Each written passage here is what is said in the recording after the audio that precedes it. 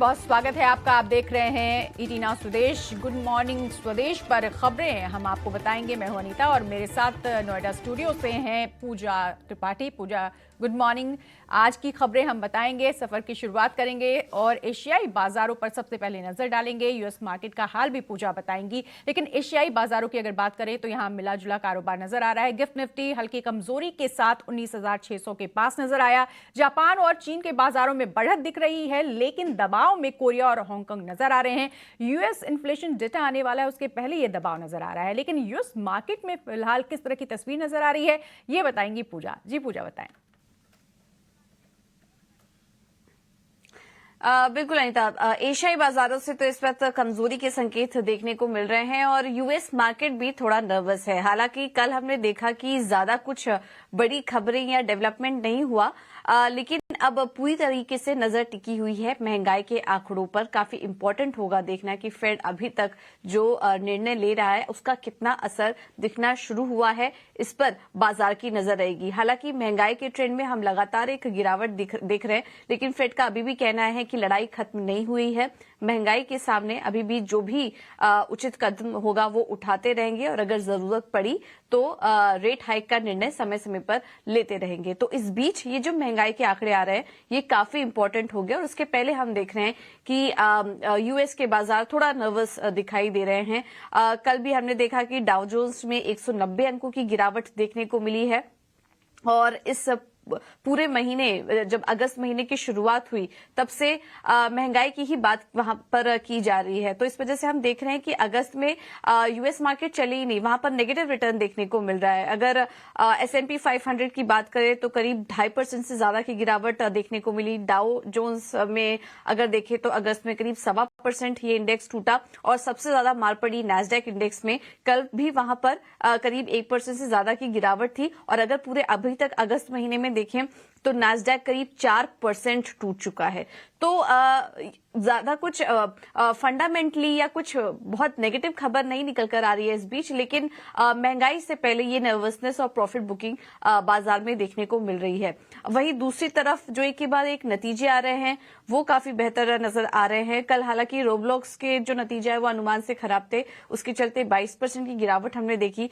लेकिन मिले जुले नतीजों के बाद डिज्नी के शेयर में 2% की तेजी थी, क्योंकि यहां पर हमने देखा कि ad free Disney plus subscription के लिए अब डिज्नी ने प्राइस हाइक की घोषणा कर दी और जब ऐसा हुआ तो 2% की तेजी वहां पर थी। इसके अलावा वाइन रिसोर्ट्स के नतीजे भी अनुमान से बेहतर थे और अगर पूरा अर्निंग सीजन देखें तो S&P 500 में अभी तक 90% कंपनियों ने अपने नतीजे घोषित कर लिए हैं, जिसमें कि अगर 80% नतीजे देखें तो अनुमान से बेहतर नजर आ रहा है। अर्निंग सीजन अच्छी नजर आ रही है, लेकिन अब आने वाले समय में जो इकोनॉमिक डेटा है उस पर बाजार की नजर टिकी हुई है और उसके पहले हम देख रहे हैं कि दबाव दिखाई दे रहा है यूएस मार्केट्स में। आज इनिशियल जॉबलेस क्लेम के भी आंकड़े आएंगे, उस पर भी हमारी नजर बनी रहेगी।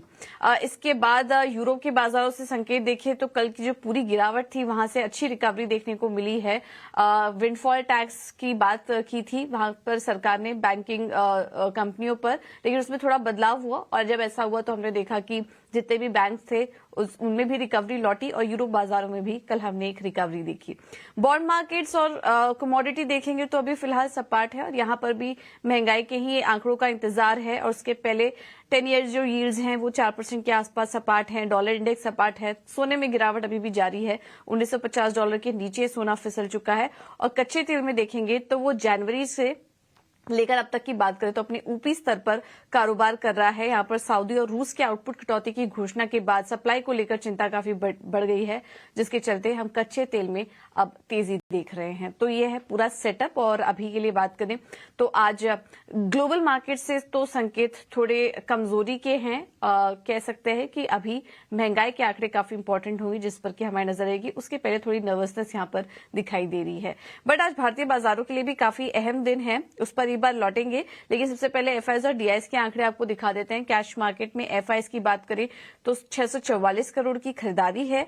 डीआईएस ने 597 करोड़ की बिकवाली की है। इंडेक्स फ्यूचर में 322 करोड़ की बिकवाली का आंकड़ा है और इंडेक्स ऑप्शन में अगर देखेंगे तो एफआईज ने 12,407 करोड़ की बिकवाली एफआईआईज करके गए हैं। तो ये कुछ आंकड़े अब इसने कैसे एनालिसिस करें और आज के लिए भारतीय बाजारों में कौन से लेवल अहम होंगे ये समझ लेते हैं। और हमारे साथ डिम्पी कालरा जुड़ चुके हैं फोन लाइन पर। डिम्पी, गुड मॉर्निंग, बताइए।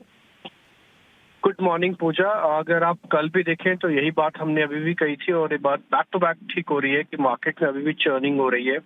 एक और चीज जो कल मार्केट के अंदर ज्यादा नोटिस की गई वो था कि निफ्टी के अंदर तो पुल बैक आया, लेकिन बैंक निफ्टी के अंदर से 44,800 तक ही हम आए। एक्चुअली आज एमपीसी का जो फैसला आना है ठीक उससे पहले बैंकिंग स्टॉक्स या बैंकिंग में जो काम करने वाले लोग हैं वो 1 मिनट के लिए रुकना चाहते थे और देखना चाहते हैं कि एमपीसी क्या फैसला लेता है। शायद उसके बाद बैंकिंग में भी आपको मजबूती या वीकनेस दोनों में से कुछ एक देखने को मिलेगा। मार्केट थोड़ा ट्रिगरलेस था इसलिए एक रेंज में काम कर रहा है। एमपीसी की बैठक एक ट्रिगर का काम कर सकती है। दूसरी बात ध्यान रखिएगा, आज वीकली एक्सपायरी भी है, तो ये कॉम्बो है वीकली एक्सपायरी का और एमपीसी की बैठक के डिसीजन का।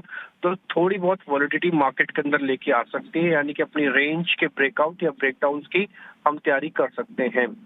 रही बात कल के निफ्टी ट्रेड की, देखिए कल निफ्टी के अंदर थोड़ा शॉर्ट्स कवर हुआ है और अभी आप जब एफआईज के नंबर पढ़ रहे थे सिर्फ एफआईज की बाइंग को छोड़ के ज्यादातर नंबर आपको सेल दिखेंगे। उसकी बड़ी वजह है कि मार्केट के अंदर अभी भी वो कॉन्फिडेंस नहीं है, वो पावर नहीं है। और दूसरा, इंस्टीट्यूशनल की होल्डिंग में कोई चेंज नहीं है। 45% चल रहा था लॉन्ग होल्डिंग्स, उनका अभी भी 45% ही लॉन्ग होल्डिंग चल रहा है। विक्स में कोई चेंज नहीं है। तो मार्केट के 3-4 और इंडिकेटर्स जिसको आप टिपिकली देखते हो, चेक करते हो, तो उनमें इंडिकेटर्स में खास बड़ा चेंज है नहीं। तो इसलिए आज हम 10 बजे से पहले का बाजार अलग तरीके से देखेंगे, 10 बजे के बाद का बाजार थोड़ा हम अलग तरीके से देखेंगे, बट ज्यादा क्लियर पिक्चर आपको बैंक निफ्टी दिखाएगा क्योंकि उसका अभी ड्यू है पुल बैक। अगर उसको पुल बैक देना है तो बैंक निफ्टी आज 10 बजे के बाद देना शुरू कर देगा। अगर उसको पुल बैक नहीं देना तो फिर वो निफ्टी को भी ट्रैक करके या तो रेंज में ही रखेगा। रही बात ऑप्शंस के अंदर ट्रेड करने वालों की, देखिए सीधा कॉल पुट खरीदना अभी भी खतरनाक है। आज भी इवेंट है, भले आप खरीदे ना, या तो दूर बैठे या तो इवेंट के पार होने के बाद ही कोई ट्रेड ले। और अगर ट्रेड ले रहे हैं तो वॉल्यूम कम रखें। हेज करना जानते हैं तो ठीक है, राइट करना जानते हैं तो और बेहतरीन है। इसके अलावा स्टॉक स्पेसिफिक रणनीति रहेगी मार्केट के अंदर, आप उसी में काम कीजिए। और अगर आप इंडाइसेस में काम कर भी रहे हैं तो कम से कम इस चीज को समझ लीजिए कि बैंक निफ्टी 200 पॉइंट से ज्यादा का आपको ट्रेड नहीं देगा। निफ्टी में आप 50 से 60 पॉइंट से ज्यादा ट्रेड कमा नहीं पाएंगे। तो इसलिए थोड़ा रेंज का संभल कर काम करने की जरूरत है। थोड़ा इवेंट पास ऑन होना दे मार्केट भी और आप भी हो रहे थे, उसके बाद ट्रेड करेंगे तो ज्यादा बेहतर होगा। बिल्कुल। तो डिम्पी का कहना है कि मार्केट लगातार इसी अवस्था में है और इसीलिए संभलने की ज़रूरत है, लेकिन आज सुबह 10 बजे से पहले मार्केट का हाल अलग और 10 बजे के बाद अलग होगा क्योंकि एमपीसी के फैसले आने वाले हैं और वो ट्रिगर का काम कर सकते हैं। और आपको बता दें जो सपोर्ट और रेजिस्टेंस निफ्टी के लिए है वो 19,500 से लेके 19,400 का है और साथ ही रेजिस्टेंस की अगर बात करें 19,650 से 19,800 का है। बैंक निफ्टी के सपोर्ट की अगर बात करें तो 44,500 से 44,300 और रेजिस्टेंस की बात करें तो 45,000 से 45,300 का है। शुक्रिया डिम्पी इस पूरी रणनीति को समझाने के लिए। चलिए आगे बढ़ते हैं और अब बात कर लेते हैं कि कौन कौन से स्टॉक में आज शेयर करना चाहिए, आज ट्रेडिंग करनी चाहिए। तो हमारे साथ हमारे मेहमान जुड़े हैं हेमंत कपाड़िया। गुड मॉर्निंग हेमंत, जानना चाहेंगे कौन कौन से स्टॉक हैं जिसमें आज ट्रेड कर सकते हैं। A very good morning to you. Thank you for having me on the show. I think जो पहला स्टॉक है वो है बजाज ऑटो। 7 ट्रेडिंग सेशन की गिरावट है। सपोर्ट लेवल पे आया हुआ है स्टॉक। अगर आप चार्ट देखेंगे तो एक अपवर्ड की रिवर्सल का पैटर्न दिया है कल। बेसिकली एक रिबाउंड एक बाउंस के लिए ये रिकमेंडेशन है। रिकमेंडेशन की अगर लेवल की बात करें तो 4665 की ये एंट्री रहेगी। आज इंट्राडे बाय कॉल है। स्टॉप लॉस है 4640 और टारगेट है 4715। ये इंट्राडे बाय कॉल रहेगा। दूसरा स्टॉक है वो भी इंट्राडे बाय कॉल ही रहेगा। लॉजिक बहुत ही सिमिलर है। बीपीसीएल वंस अगेन 394 से लेकर ये 356 के आसपास की गिरावट है। सपोर्ट लेवल पे है हल्की सी पॉजिटिव डाइवर्जेंस है। इंट्राडे चार्ट्स पे मैकेनिकल इंडिकेटर्स बाय में आ चुके हैं। तो मतलब इसमें भी अगर आप देखेंगे तो वही लॉजिक है कि गिरावट है, सपोर्ट पे है, इंट्राडे इंडिकेटर्स पॉजिटिव हुए, एक रिबाउंड की उम्मीद है। तो 360 के आसपास की एंट्री है बीपीसीएल में, 356 का स्टॉप लॉस और 368 का टारगेट है। ये इंट्राडे बाय कॉल रहेगा। बिल्कुल, तो दो स्टॉक पर खरीदारी की सलाह दे रहे हैं हेमन, बजाज ऑटो और बीपीसीएल। शुक्रिया हेमन इस पूरी रणनीति को बताने के लिए और स्टॉक सुझाने के लिए। चलिए आगे बढ़ते हैं और अब बात कर लेते हैं नतीजों की। तो कौन कौन से नतीजे आए हैं, आज कौन नतीजे आने वाले हैं, जाने के लिए शरद का रुख करेंगे। गुड मॉर्निंग शरद, बताएं कौन कौन से नतीजे आए और आज कौन कौन से नतीजे आने वाले हैं। जी बिल्कुल, गुड मॉर्निंग। तो सबसे पहले of course Tata power focus में रहेगा। गुड सेट ऑफ नंबर्स देखने मिले हैं। ऑफ कोर्स थोड़ी वन ऑफ एडजस्टमेंट्स आई हैं, लेकिन एनालिस्ट एस्टिमेट से बेटर यहाँ पे नंबर्स देखने मिले हैं। पीआई इंडस्ट्रीज़ की बात करें तो एग्रोकेमिकल कंपनी जो है, हालांकि Q1 नंबर्स उनके बहुत वीक थे, लेकिन इस कंपनी जो है आउटलायर रहा है और यहाँ पे बहुत स्ट्रॉन्ग परफॉर्मेंस देखने मिली है उनके एग्रोकेमिकल बिजनेस सेगमेंट में। और यहाँ पे कह सकते हैं कि one of the best performing जो है अपने पीएस सेट में नंबर्स आए हैं Q1 के लिए। जेवी केमिकल फार्मा के भी जो है नतीजे शानदार देखने मिले हैं। टॉप लाइन में लगभग 14% का ग्रोथ आया और एबिटा मार्जिन में भी 400 बेसिस पॉइंट्स का जंप देखने मिला है। रत्नमणि मेटल्स की बात करें तो यहाँ पे भी बहुत स्ट्रॉन्ग नंबर्स देखने मिले हैं। लगभग 415 बेसिस पॉइंट्स का रॉ मटेरियल का जो कॉस्ट कम हुआ है तो उसके कारण वो मार्जिन एक्सपेंशन देखने मिला है। अब याद रखिए यहाँ पे ऑयल एंड गैस इंफ्रा का जो थीम है उस पर भी एक इम्पैक्ट पड़ा और वो सारे स्टॉक्स चल रहे हैं। बीएलएस इंटरनेशनल की बात करें तो उनके वैल्यू एडेड सर्विसेज में जो है अच्छी ग्रोथ देखने मिली और अनुमान से बेहतर नतीजे देखने मिले। और एबिटा मार्जिन देखिए कि अब जंप किया 932 बेसिस पॉइंट्स का। अब ये कंपनी जो है वीज़ा प्रोसेसिंग वाली कंपनी है और हाल ही में लिस्टेड भी हुई थी, तो इसको भी ज़रूर जो है अपने नज़र में रखेंगे। लेकिन कुछ स्टॉक्स है जहाँ पे वीक सेट ऑफ नंबर्स देखने मिले और ग्रैनुअल्स इंडिया यहाँ पे आप देखें 700 बेसिस पॉइंट्स का जो है गिरावट देखने मिला है। अभी भी इन्वेंट्री एडजस्टमेंट्स का इश्यूज चल रहा है। आईआरसीटीसी के देखें तो लार्जली स्टैंड अलोन नंबर्स में वीक सेट ऑफ नंबर्स देखने मिले हैं और लगभग ईयर ऑन ईयर बेसिस पे तो लगभग 340 बेसिस पॉइंट्स का गिरावट जो है देखने मिला है मार्जिन्स में। जी की बात करें तो यहाँ पे रेवेन्यू अभी भी 6.5% की जो है गिरावट देखने मिली है रेवेन्यू में और सब्सक्रिप्शन और एड रेवेन्यूज़ अभी भी जो है थोड़े म्यूटेड ज़रूर देखने मिल रहे हैं। लेकिन कमेंट्री आ रही है कि जो एड रेवेन्यू है वो थर्ड क्वार्टर जो फेस्टिव सीजन होता है उस पे जो है ऑफ कोर्स एक अच्छी पॉजिटिव मोमेंटम देखने मिल सकती है। तो ओवरऑल लार्जली कह सकते हैं mix set of numbers broader markets में देखने मिल रहे हैं और कोई निफ्टी अर्निंग्स जो थी कल पोस्ट मार्केट आज नहीं आए थे। बिल्कुल, और शरद जानना चाहेंगे कौन कौन से शेयर हैं, स्टॉक्स हैं जो आज खबरों में दिन भर बने रहेंगे। जी बिल्कुल, प्राइमरी मार्केट्स में एक्शन वापस आ गया है। टीवीएस सप्लाई चेन सॉल्यूशंस का आईपीओ खुलने वाला है।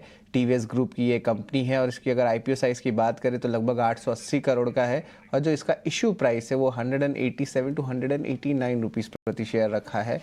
एंकर इन्वेस्टर्स की बात करें तो लगभग 400 करोड़ की रेज हुई है। उसमें जो दिग्गज इन्वेस्टर्स हैं वो इंक्लूड करते हैं Tata mutual fund, Sundaram mutual fund. लेकिन खबरों वाले शेयर्स पे अगर फोकस करें तो मैक्स फाइनेंशियल सर्विसेज सबसे पहले फोकस में रहेगा। यहाँ पे एक्सिस बैंक जो है लगभग 1600 करोड़ इन्वेस्ट करने वाली है प्रेफरेंशियल अलॉटमेंट में। अब इसका मतलब है एक्सिस बैंक और जो एक्सिस ग्रुप के रिलेटेड एंटिटीज़ हैं उनका स्टेक जो है 13% पहले था वो बढ़ के अब 19% हो जाएगा। तो मैक्स फाइनेंशियल सर्विसेज पे ज़रूर फोकस रखिएगा। सुजलॉन की बोले तो कंपनी ने अपनी QIP जो इशू लॉन्च कर दी है, लगभग 2000 करोड़ जुटाने वाले हैं और यहाँ पे इसकी जो प्राइसिंग है इसकी लाइकली है, बाजार एक्सपेक्ट कर रहा है 17.5 से 18.5 रुपये प्रति शेयर का। डिमांड जो है FIs और DIs दोनों से जो है अच्छी देखने मिल रही है, हमारे चैनल चेक सजेस्ट कर रहे हैं। और ये जो फंड जो आएगी फंडिंग ये जो है ऑफकोर्स डेट रीपेमेंट और वर्किंग कैपिटल के लिए रहने वाला है। मास फाइनेंशियल सर्विसेज में PMS बसंत महेश्वरी वेल्थ ने जो है लगभग 3 लाख शेयर्स की एक्विजिशन की है। KRBL यहाँ पे आज कंपनी जो है शेयर बायबैक पे विचार करने वाली है तो उस पर एक इम्पॉर्टेंट बोर्ड मीटिंग होने वाला है। और बायबैक की बात करें तो FDC जहाँ पे already very strong set of numbers भी उन्होंने डिक्लेयर किया था, उन्होंने बायबैक का डिक्लेयर किया है 500 रुपये प्रति शेयर का। लगभग कह सकते हैं 2% स्टेक का बायबैक होने वाला है, लेकिन ये बायबैक 29% प्रीमियम पे है और इसकी जो रिकॉर्ड डेट है वो 25 अगस्त रखी गई है। एंजल वन में रिस्ट्रक्चरिंग हुई है, इंटरनल रिस्ट्रक्चरिंग। यहाँ पे 2 बिजनेसेस को जो है अलग अलग होली ओन्ड सब्सिडरी आर्म में डाला है। सबसे पहला जो बिजनेस है वो जो डाला है जहाँ पे क्लाइंट्स उनके ऑथराइज्ड पर्सन या एफिलिएट से लाते तो वो एक बिज़नेस उन्होंने कर दिया है एक दूसरे होली ओन्ड सब्सिडरी में। और जो दूसरा बिजनेस है उसको जो है जो डायरेक्ट एक्विजिशन करते हैं क्लाइंट से उसमें उन्होंने भाग कर दिया है। ऑफ कोर्स ये दोनों जो कंपनीज जो हैं वो होली ओन्ड सब्सिडरी है तो एक टाइप से होल्डिंग कंपनी जो है एंजल वन बन जाएंगी और आगे जाते हुए वो ऑफकोर्स AMC बिजनेस के लाइसेंस मिलने के बाद उस पर भी फोकस करने वाली हैं। ITD सीमेंटेशन, यहाँ पे उनको जो है बांग्लादेश के जो ग्रिड एनर्जी कंपनी है उनके साथ JV किया है और लगभग $205 मिलियन का जो है इनको ऑर्डर मिला है। और यहाँ पे इनका कंट्रीब्यूशन देखें इस JV में तो ITD सीमेंटेशन का लगभग 75% का आता है। एस्ट्राजेनेका फार्मा की बात करें तो न्यूरोलॉजिकल ट्रीटमेंट के लिए जो एक ड्रग है वो भारत में वो लॉन्च कर रहे हैं और ये जो है आपके 3 साल के बच्चे लोगों के लिए रहने वाला है, तो इस पर भी ज़रूर फोकस रखिएगा। और आखिर में मैं बात करूँगा दीपक फर्टिलाइजर्स का। यहाँ पे जो है एक वीक नाइट्रिक एसिड और कॉन्सेंट्रेटेड नाइट्रिक एसिड, दोनों वर्जन नाइट्रिक एसिड के जो है प्लांट्स लगाने वाले दहेज में, तो ये जो है अब आगे जाते वो सेटअप करने वाले हैं, लेकिन इसकी फंडिंग कैसे होगी इसकी जो डिटेल्स कंपनी ने नहीं दी है। तो ये सारे स्टॉक्स जो आज दिन के ट्रेड में फोकस में रहेंगे। बिल्कुल, तो ये सारे स्टॉक्स हैं फोकस में रहेंगे। बहुत सारी खबरें हैं जो शरद ने बताई। शुक्रिया शरद इस पूरी जानकारी। लेते हैं ब्रोकरेजेस हाउसेस की, तो कहाँ नजर है बता रही हैं हमारी सहयोगी वामाक्षी। गुड मॉर्निंग वामाक्षी, बताएं। जी बिल्कुल, शुरुआत करते हैं हम ट्रेंड के साथ। कल ही हमने देखा था कंपनी की तरफ से अच्छे नतीजे आए थे। आइए जानते हैं ब्रोकरेजेस का क्या कहना है। लार्जली हाईलाइट कर रहे हैं कि अनुमान से मजबूत कंपनी ने नंबर्स रिपोर्ट किए हैं। जो अच्छी ग्रोथ नज़र आई है वो सस्टेन होती हुई नज़र आ रही है और इनफैक्ट फ्रेंचाइज एक्सपेंशन के जो बेनिफिट्स हैं वो अब नज़र आ रहे हैं। नुवामा की टॉपिक है, तो ओवरऑल नुवामा की तरफ से खरीदारी की राय ज़रूर आ रही है। मॉर्गन स्टैनली की तरफ से इक्वल वेट की राय आ रही है, मगर इन दोनों ही ब्रोकरेज हाउसेज ने अपने टारगेट प्राइस को बढ़ाया है। इसके अलावा एवेन्यू सुपरमार्ट्स पर भी नज़र रखिएगा। गोल्डमैन सैक्स का कहना है कि फार्मेसी सेगमेंट का जो एडिशन कंपनी ने किया है उसका ज़्यादा इम्पैक्ट नहीं एक्सपेक्ट कर रहे हैं वो।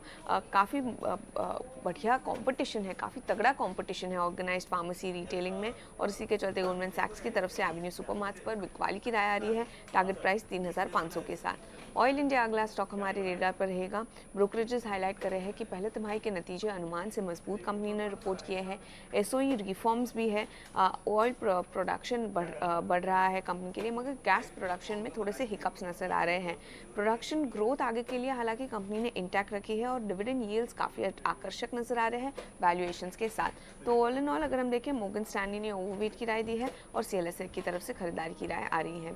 इसके अलावा जी भी हमारे रेडार पर रहेगा।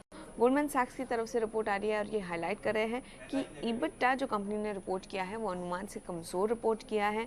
मीडियम टर्म आउटलुक्स थोड़ा सबड्यूड नज़र आ रहे हैं, मगर सोनी मर्जर से थोड़ा सा अपसाइड रिस्क नज़र आ सकता है। मार्केट शेयर इंप्रूवमेंट के चलते री रेटिंग ट्रिगर भी एक बन सकता है और इसी के चलते गोल्डमैन सैक्स ने जी पर न्यूट्रल की राय को बरकरार रखा है। टारगेट प्राइस दिया है 195 रुपीज़ प्रति शेयर का। इसके अलावा आखिर में हम फोकस करेंगे जोमैटो पर। बैंक ऑफ अमेरिका का कहना है कि मोमेंटम अभी भी जारी है।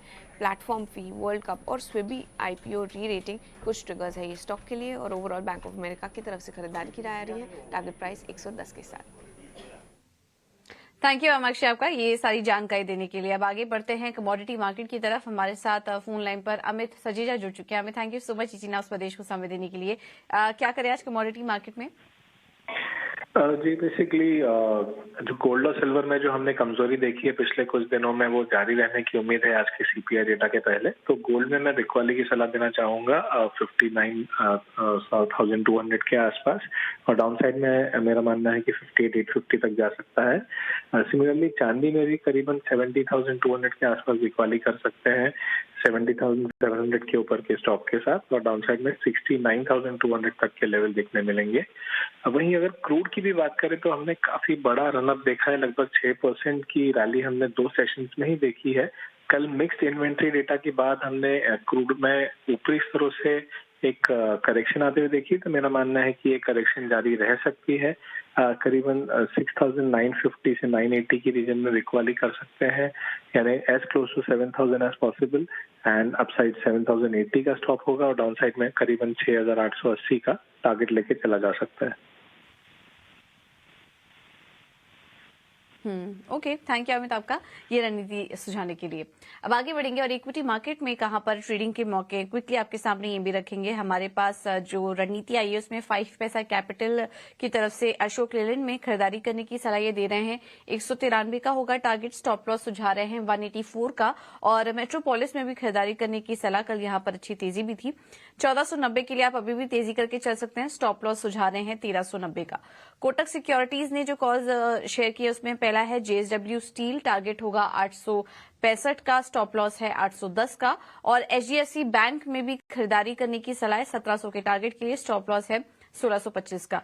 निर्मल बैंक की तरफ से जो कॉल्स हमें मिल रहे हैं उसमें दोनों ही मिड कैप स्टॉक में खरीदारी करने की राय। पहला है पराग मिल्क, 180 का टारगेट, स्टॉप लॉस 164 का होगा। और ग्रीव्स कॉटन में भी खरीदारी करने की सलाह, 147 के टारगेट के लिए, स्टॉप लॉस 135 का ये सुझा रहे हैं। तो सभी कॉल्स में आज खरीदारी करने की राय।